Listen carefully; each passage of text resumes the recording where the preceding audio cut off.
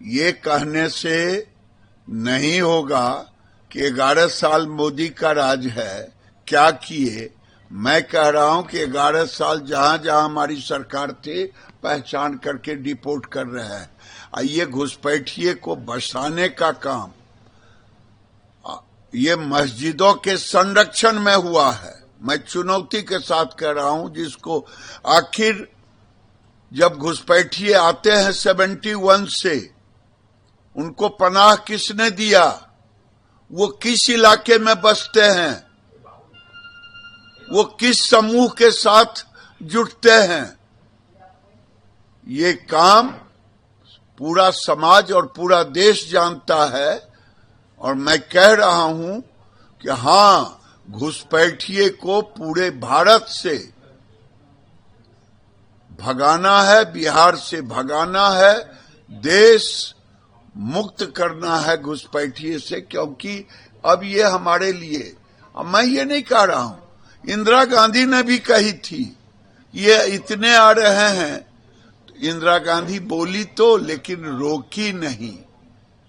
उस समय बिहार, बंगाल और बिहार एक तरह से पनाहगार बन गया। बंगाल में ममता बनर्जी पनाहगार हैं।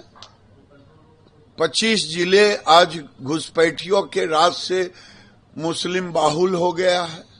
बिहार भी वही स्थिति है। बिहार में केवल अररिया, पूर्णिया, कटिहार, किशनगंज नहीं है, बेगूसराय में भी घुसपैठिए है।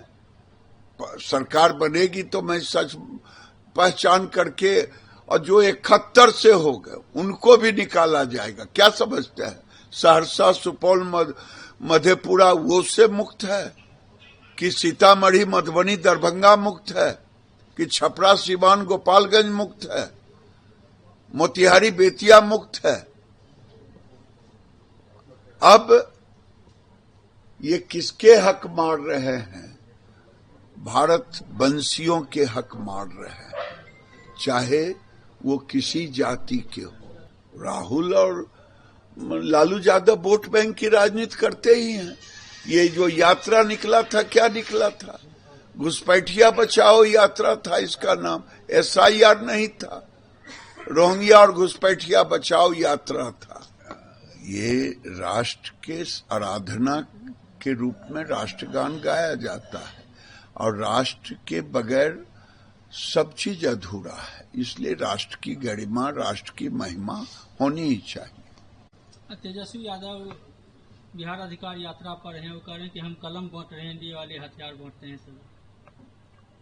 लगता है पिताजी वाली बात, पिताजी वही जो काम करते थे, चोरों को सारे नजर आते हैं चोर, कलम फेंक रहे थे तो कलम फेंके नहीं, पहले कलम का उपयोग अपने कर लें, तब दूसरों को कलम के विषय में बतावे। देखिए, राहुल गांधी फ्रस्ट्रेशन में है, हताशा में।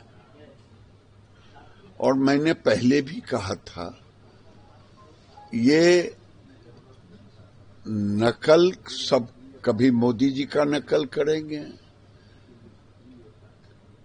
कभी जैन जेड की बात करेंगे। ये अर्बन नक्सल बनना चाहते हैं। भारत में अर्बन नक्सल राहुल गांधी ऑलरेडी उसी रूप में अपने को एक्ट कर रहे हैं। भारत कभी राहुल गांधी जैसे अर्बन नक्सल को नहीं स्वीकारेगा, और ये भारत को गृह युद्ध में फंसाना चाहते हैं।